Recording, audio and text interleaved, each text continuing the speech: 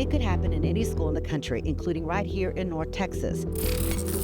Students' information, including grades, medical, and personal information, even their social security numbers, are stored online. Investigators say this teenage hacker, Matthew Lane, found a way into a system used by schools across the country, including DISD. You realize you're good at this thing that can make you money in a bad way. It's easy money, even though it's dirty. Lane spoke with ABC News during their months-long investigation into teen hackers. I was addicted to not only drugs, I was addicted to hacking. That gave me the most natural high ever.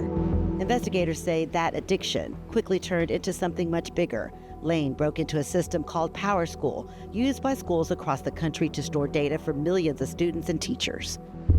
And now that system is at the center of a major legal battle. Texas Attorney General Ken Paxton has filed a lawsuit in Collin County accusing the company of failing to protect sensitive student data.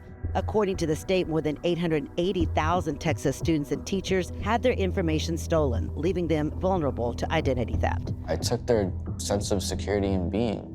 Power School says it worked with law enforcement and outside cybersecurity firms, which found only certain systems were affected and no evidence of misuse of the data. The company says it takes student privacy seriously and follows federal and state laws.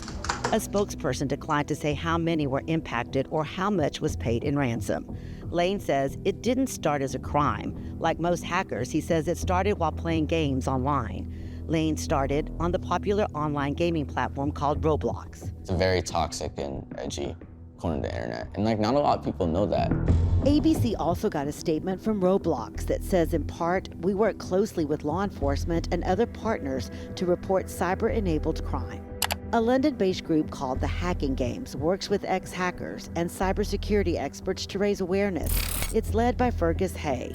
He says last year, the world lost $10.5 trillion to cybercrime. This year, it's forecasted to be $24 trillion in losses.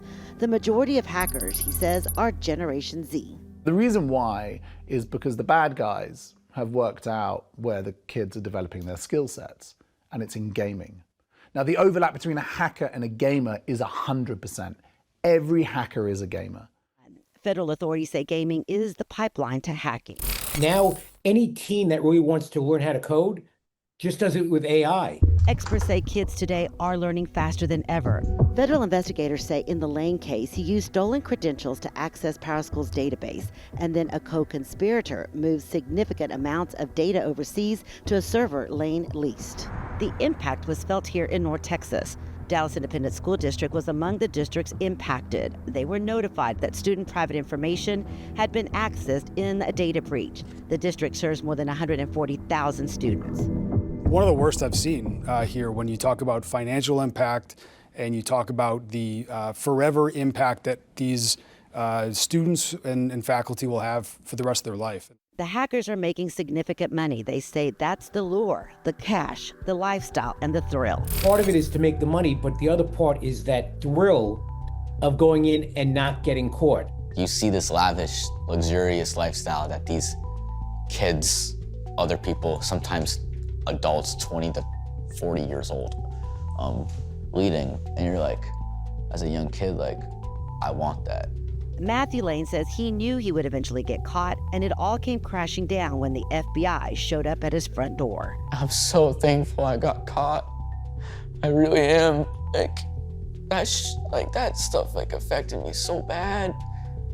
And I would have ended up literally dead. Experts say cases like this are becoming more common and warn parents to check often on what their children are doing online.